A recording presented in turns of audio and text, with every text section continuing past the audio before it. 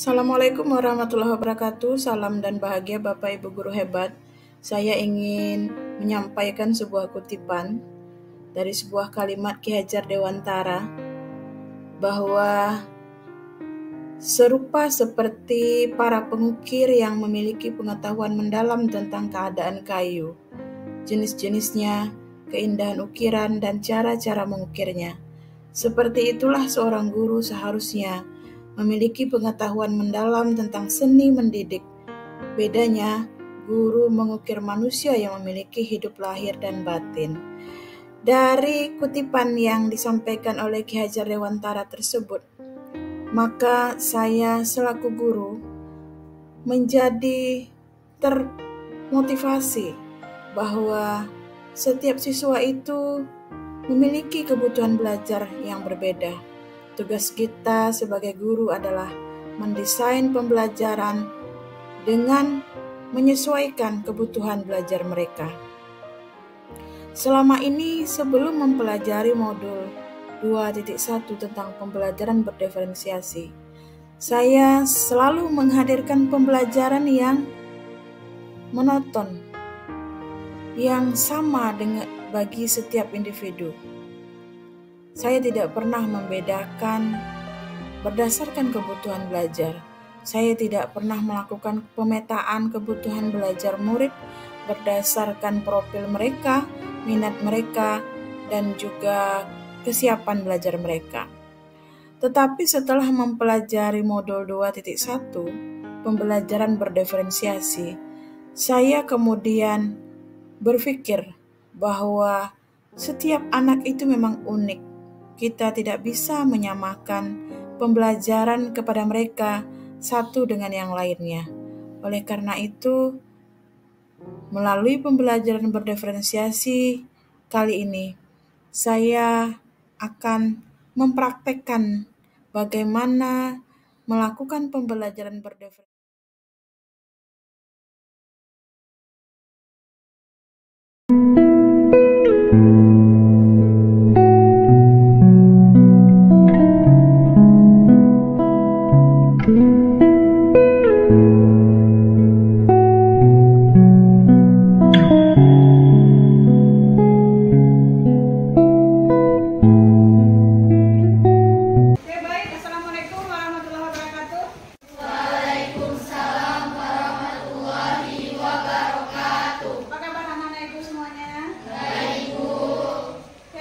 Sebelum memulai pelajaran pada hari ini, silakan ketua kelas memimpin doa.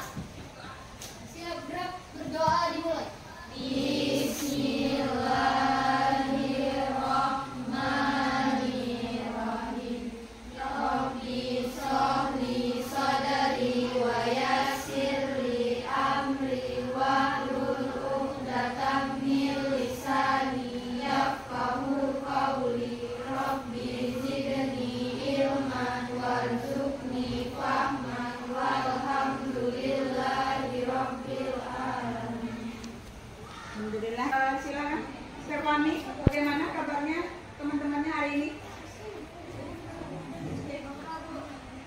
Siapa sakit? Ya. Rifka Oh, sakit. Rifka. Kenapa Rifka? Izin. Izin. Kenapa izin? Keluarganya ada yang Oh, keluarganya ada yang meninggal. Oke, innalillahi wa inna ilaihi raji'un. Mudah-mudahan Rifka diberi kesabaran ya menghadapi cobaan ini. Oke, baik anak-anak Ibu, sebelum kita memulai pelajaran, Ibu akan ingin mengingatkan kalian tentang keyakinan kelas yang sudah kita buat. Coba siapa yang ingat tentang keyakinan kelas yang sudah kita buat kemarin? Silakan. Ya. Hadir tepat waktu, bagus sekali. Siapa lagi? menerapkan budaya 6S. Menerapkan budaya 6S. Senyum, salam, sapa, dan lainnya. Apa lagi? Siapa yang ingat? Oke, Alti. Sopan santun dan menghargai orang lain. Sopan santun, menjaga ketertiban kelas dan kebersihan ya. Baik, itu adalah keyakinan kelas yang sudah kita sepakati, yang sudah kalian bikin dan harus kalian sepakati bersama-sama untuk dilaksanakan. Paham ya anak Ibu ya? Oke, supaya suasana pembelajaran kita ini lebih menyenangkan, Ibu minta tolong satu orang dari kalian untuk memimpin ice breathing kita pada hari ini. Silakan, Alti, maju ke depan. Ketika saya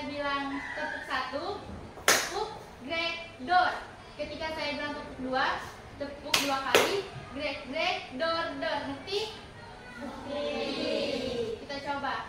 Tepuk 1, grek dor. Tepuk 2, grek grek dor dor. Tepuk 3, grek grek grek dor dor dor. Oke, kita kasih aplaus untuk kita.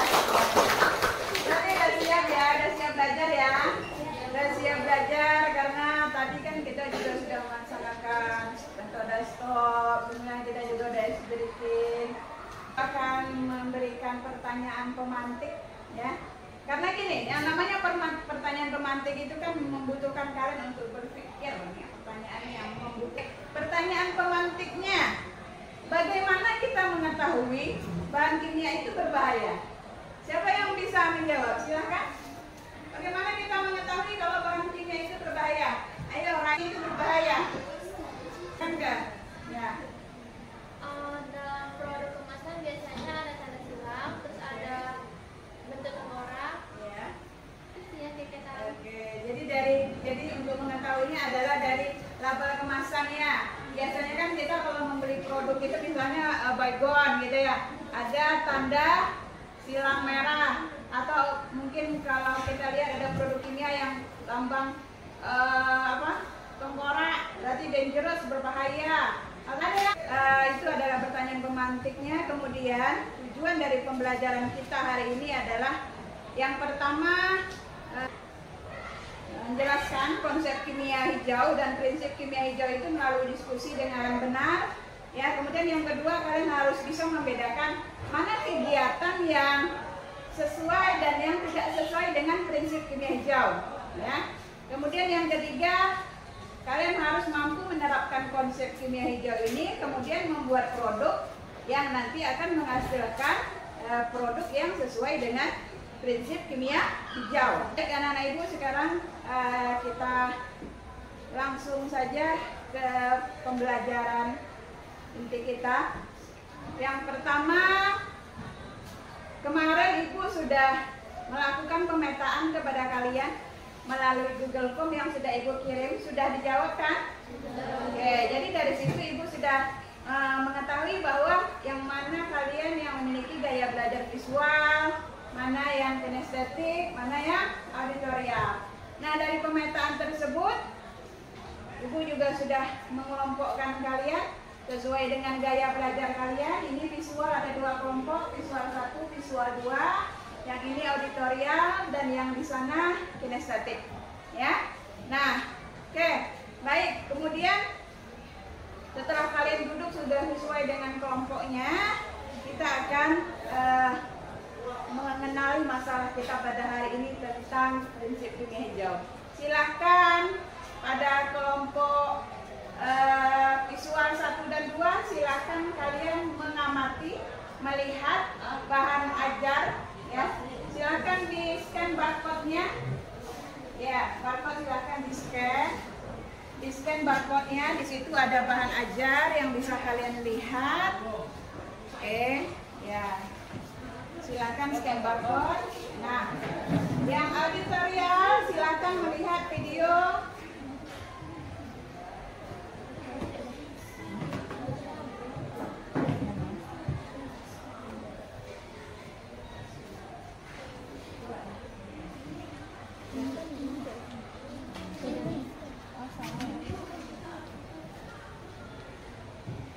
Ya, sedangkan yang kinestetik silakan kalian scan barcode yang ada di situ untuk melihat artikel dan kemudian memahami, menuliskan apa yang kalian pahami dari artikel yang kalian baca. Ya, sudah cukup, sudah paham ya? Sudah ada yang ditulis, sudah ada yang dipahami? Oke, baik. Kalau sudah ada yang dipahami dari apa yang sudah kalian lihat tadi, apa yang sudah kalian dengar, dan kemudian kalian pahami lewat artikel, silakan kasih kesempatan. Ada dari kelompok kinestetik, silakan kinestetik. Oke, di sini saya akan merefleksikan tentang bahan kimia berbahaya di sekitar kita. Perkembangan ilmu pengetahuan dan teknologi telah mendominasi pada sekarang ini, sehingga produk-produk kimia itu telah dibuat dan telah berinovasi di sekitar kita sehingga kita tidak tahu apa bahaya dan efek samping dari bahan kimia tadi. Nah, karena bahan kimia telah tersebar di lingkungan kita di mana-mana dan kita telah menggunakannya sehari-hari, maka dibuatlah pengertian atau kimia hijau tadi. Kimia hijau ini bertujuan untuk meminimalisir atau menurunkan resiko yang dari ada yang pada bahan kimia berbahaya tadi, contohnya seperti terkena kanker atau yang lain-lain. Dengan adanya bahan kimia hijau atau kimia hijau tadi bisa lebih menurunkan kadar resiko daripada kimia yang lebih berbahaya tadi. Oke, bagus sekali, kita kasih aplaus untuk Adin ya. Oke, jadi tadi Adin sudah menyampaikan bahwa kita ini kan tidak tahu ya, di kehidupan kita ini banyak sekali produk kimia yang berbahaya, produk kimia yang tidak berbahaya. Kadang-kadang kita tidak tahu ini ternyata berbahaya, gitu ya. Ternyata ini berbahaya. Nah, kadang-kadang contoh aja yang sederhana, penggunaan kosmetik, ya kan? Kita kan kadang-kadang kita tuh yang pentingnya kan yang penting cantik, ya kan? Kita menggunakan produk itu yang penting bisa bikin kita glowing, ya kan? Kita tidak tahu ini kosmetik ada BPOM-nya apa tidak, ya? Nah, itu contohnya tadi, ya. Nah, prinsip kimia hijau ini mengajarkan kita bagaimana kita meminimalisir hal-hal yang berbahaya tadi. Ya, kita buat produk lawannya, produk yang tidak berbahaya. Oke, paham ya? Jadi prinsip kimia hijau. Nah, siapa yang tahu hari ini kita sedang berupaya melaksanakan prinsip kimia hijau yang keberapa? Ya. Yang keempat, ya, apa itu yang keempat? Perancangan bahan kimia yang lebih aman. Merancang bahan kimia yang lebih aman. Oke, untuk yang selanjutnya adalah kita akan menyusun rencana proyek, ya.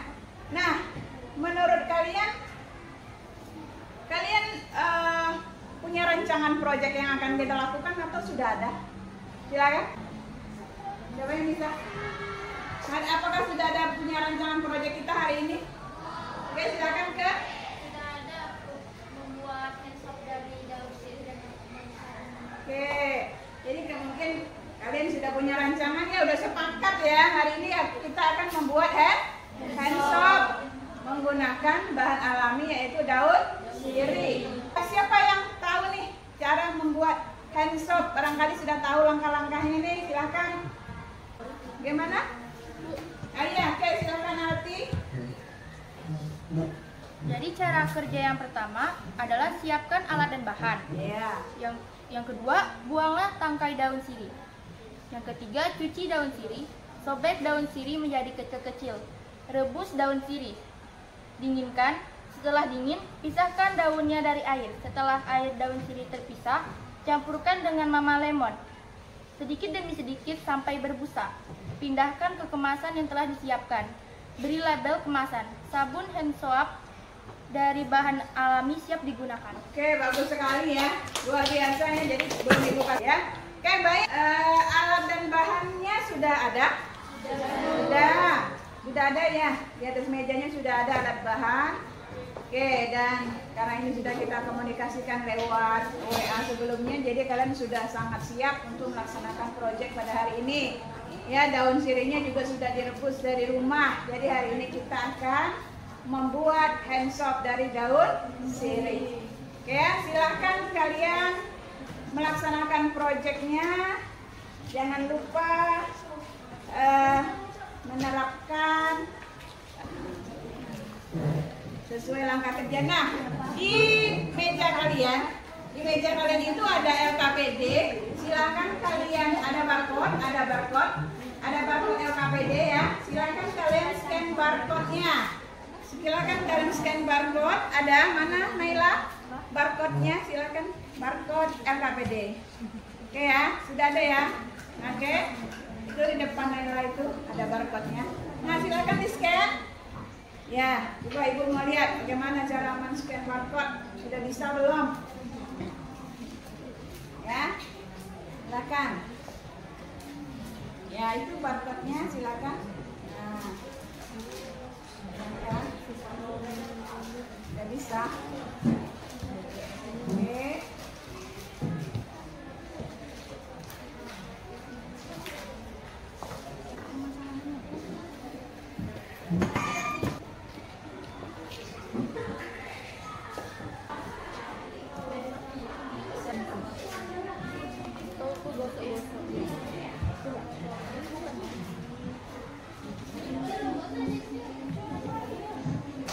Sudah, baik.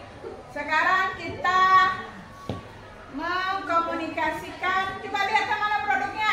Visual 1 mana produknya? Oke, bagus sekali ya. 3 buah botol hand soap. Ya. Visual 2 mana produknya? Oke, sudah jadi ya. Produk hand soap dari daun sirih. Visual auditorium. Mana produknya? Oke, warnanya berbeda. Ini harus disampaikan nih, kenapa warnanya bisa berbeda. Di sana warnanya hijau, di sini warnanya bening. Kinestetik, mana produknya? Oke, bagus sekali ya. Oke, sudah selesai berarti ya?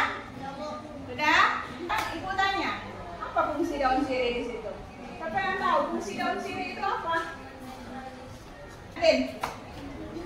Ya. Menurut saya jika kita menggunakan sabun Mama Lemon dalam kehidupan sehari-hari itu bakalan terjadinya yang seperti dibilang kelompok tadi, terjadinya iritasi pada kulit karena pH-nya melebihi kulit sensitif tadi. Oke, bagus sekali, kita kasih oke. pH, ingat pH, polihidrogen. Jadi setiap kulit bagian kulit tidak sama pH-nya, ya. Makanya sabun untuk rambut atau sampo itu harus berbeda dengan sabun badan. Mengapa pH kulit kepala kita berbeda dengan badan? Kandungan di dalam. Iya, Krisila tadi dia melakukan uji. Mantap ya Krisila nih, langsung dia uji produk yang dia buat sama kayak kelompok visual tadi. Dia menguji sampelnya adalah 2 rekannya. Galang dan yang satu lagi Ayudivia.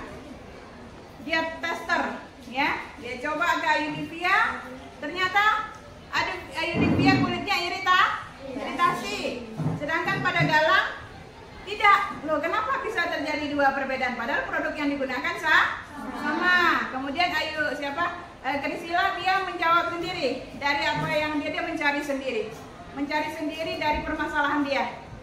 Jadi menurut dia kulit Ayudivia ini sensitif. Ya, setelah itu sensitif. Yang kedua mungkin saja kami terlalu banyak menambahkan Mama Lemonnya, ya kan? Kemudian kalau Galang tipe kulit yang tidak sensitif. Tadi ibu juga nyoba nih yang apa ini dibuat oleh auditorium, ibu nggak apa-apa. Berarti silakan kelompok kinestetik, apa kendala yang ditemukan? Kendala yang kami alami untuk proyek membuat hand soap ini adalah kami kehilangan wangi alami dari daun sirih, rebusan daun sirih tadi. Ketika kami mencampurkan rebusan air sirih dengan Mama Lemon, itu warnanya menjadi pudar, tidak hijau, dan ketika ditesting ke tangan itu tidak mengeluarkan busa yang cukup untuk mencuci tangan. Nah, kenapa kami menambahkan lagi Mama Lemonnya? Karena kami mengidentifikasi apa perbedaan dari di mana itu harus mengeluarkan sabun yang cukup pada telapak tangan. Nah, karena di awalnya tadi kami tidak menggunakan terlalu banyak Mama Lemon sebagai media pengeluaran busanya, maka dari itu kami menambahkan Mama Lemon lebih banyak sehingga warnanya menjadi lebih hijau. Ketika kami testing juga kepada teman-teman sekalian ini, itu tidak memiliki kendala apapun. Mereka hanya memiliki kendala ketika wanginya hanya mendominasi kepada Mama Lemon, tidak mendominasi kepada bahan alaminya yaitu rebusan daun sirih. Ya, oke. Kalau dari semua permasalahan itu kita rangkum, siapa yang bisa menyimpulkan nih? Kira-kira produk ini aman nggak kita gunakan? Bisa nggak kita buat nih, kita pasarkan nih? Kira-kira? Kalau bisa, bagaimana kita mengantisipasi permasalahan tadi? Coba silakan kelompok, sepertinya Adlin lah. Oke, izin menjawab pertanyaan dari Ibu. Apakah produk ini bisa dijual di pasaran atau tidak? Apakah ini bisa diterima oleh masyarakat atau tidak? Jawabannya adalah bisa. Karena ketika kita ingin memasarkan suatu produk itu kita harus mempunyai sebuah label. Seperti yang pertama kali dikatakan oleh teman saya Keke tadi, ketika kita memasarkan kita akan mengetahui produk itu apakah berbahaya apa tidak. Bisa ditandai dengan adanya tanda sebuah logo danger tadi. Nah, ketika ini memiliki permasalahan antara ada kulit sensitif apa tidak, kita bisa mencantumkan kepada label di kemasan itu ini dapat berakibat tidak baik kepada kulit yang sensitif. Kenapa terjadi tadi ada kendala ya? Ada kendala, maka mungkin tadi pengaruhnya mungkin pada saat pembuatannya barangkali terlalu banyak menambahkan mama lemon, ya kan? Atau mungkin yang kedua apa permasalahannya? Kulitnya sensitif. Silahkan menyaksikan video berikut ini.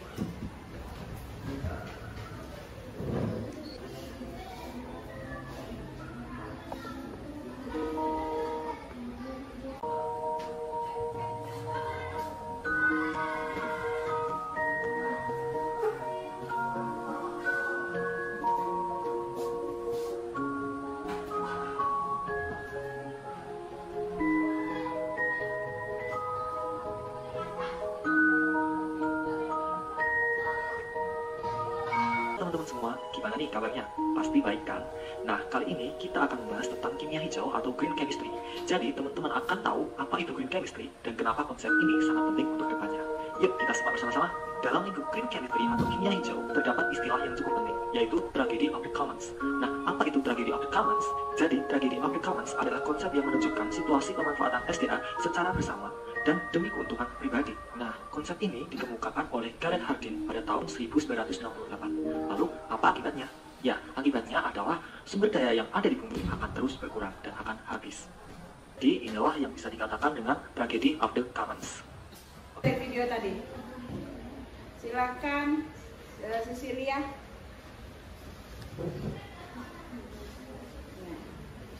Izin menjawab pertanyaan Anda. Dari video yang telah kami lihat tadi, bisa disimpulkan bahwa dibutuhkannya kimia hijau ini untuk mengurangi polusi yang ada di negara, misalnya seperti polusi udara, limbah, dan pemanasan global. Yang di atas meja kalian ada barcode-nya. Silahkan kalian scan barcode-nya. Ya, silahkan scan barcode yang ada di LKPD itu. Ya, coba. Oke, silahkan. Nah, langsung aja diisi di situ pertanyaannya. Ibu tampilkan di depan. Kerjakan LKPD sesuai dengan petunjuk soal yang diberikan. Nah, di sini kan ada gambar, ya. Di sini ada gambar yang ibu sajikan itu di LKPD, ya. Ada gambar apa itu yang pertama? Sampah. Gambar sampah yang menumpuk. Gambar kedua apa itu? Gambar limbah makanan. Yang light gun segala macam ya. Nah, tugas kalian adalah mengerjakan LKPD. Ya, ini yang kalian tuliskan itu menunjukkan pemahaman kalian tentang materi yang sudah kita pelajari kemarin. Ya. Dan sekarang kita lanjutkan dengan sesi diskusi kelompok ya tentang materi yang sudah kita proyekkan kemarin. Kira-kira kelompok mana nih dulu ya yang mau tampil? Ibu. Assalamualaikum warahmatullahi wabarakatuh. Waalaikumsalam warahmatullahi wabarakatuh. Perkenalkan, kami dari kelompok karya kelompok 3. Di sini kami akan menjelaskan materi tentang kimia hijau dalam pembuatan chemical. Sebelumnya perkenalkan saya Naila Raga Gudana sebagai moderator. Di sebelah saya ada Kasina Aulia sebagai penyanyi, Ayu Rizky berdiri sebagai dan Priscilla Cecilia sebagai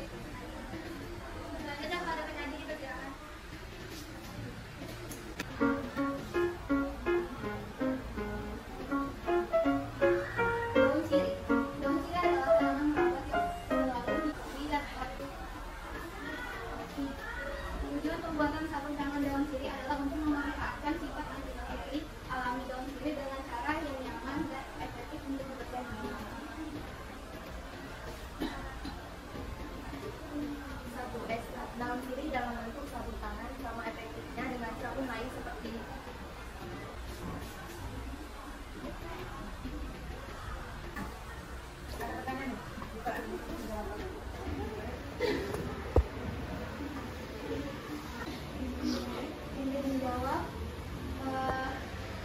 ekstra daun sirih dapat ditambahkan ke formulasi sabun untuk meningkatkan aktivitas antibakterinya. Terima kasih atas jawabannya.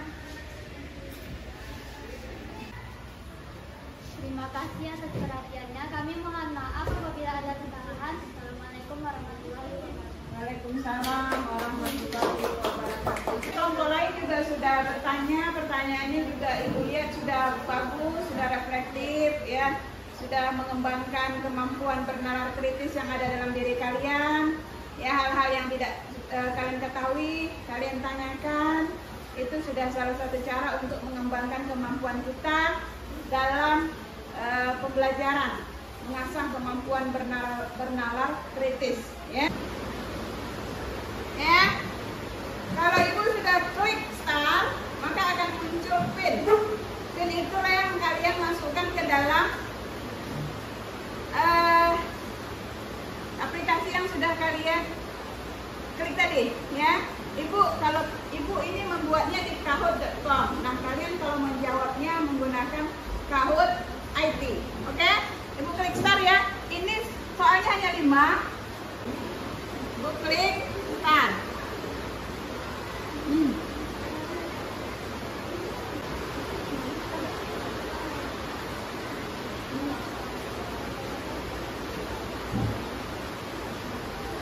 Loading Jumpen, silakan masukkan 76 43 907.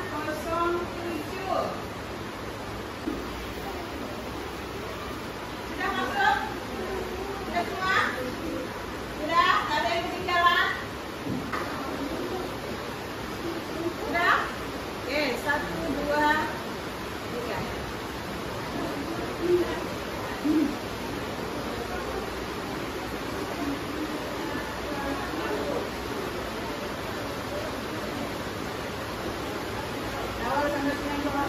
Environmental Protection Agency mengeluarkan pollution prevention. Ya, juara 3. Siapa satunya?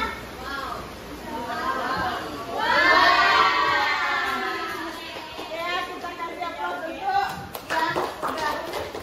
yang gabung hari ini. Walaupun belum, berarti nilai asesmen sumatifnya juga sudah ada. Di sini nilainya ada nih, langsung tersave ya. Nanti Ibu akan melihat di situ. Sebelum Ibu menutup sesi hari ini, silakan kalau ada yang mau menyampaikan, apakah ada yang tidak paham dengan pembelajaran kita pada hari ini, silakan. Atau ada kendala, ya. Kalau Ibu lihat, ya semuanya aktif, walaupun sekarang hari ini kayaknya banyak yang tidak hadir, tapi Ibu lihat semangat lah ya. Ibu minta tolong satu orang untuk merefleksikan pembelajaran kita pada hari ini. Silakan, Naila. Baik, izin merefleksikan pembelajaran yang telah saya dapat.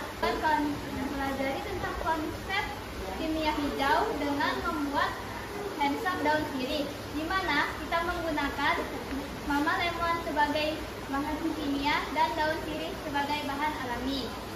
Dan dari pembelajaran hari ini, kita tahu bahwa daun sirih memiliki banyak manfaat, diantaranya sebagai antiseptik dan antibakteri.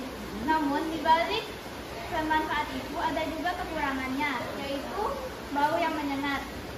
Kemudian, kita juga tahu bahwa kimia hijau memiliki 12 prinsip, di mana salah satunya kita gunakan untuk membuat hand soap. Terima kasih. Oke, bagus sekali. Kita kasih aplaus untuk Naila ya. Baik.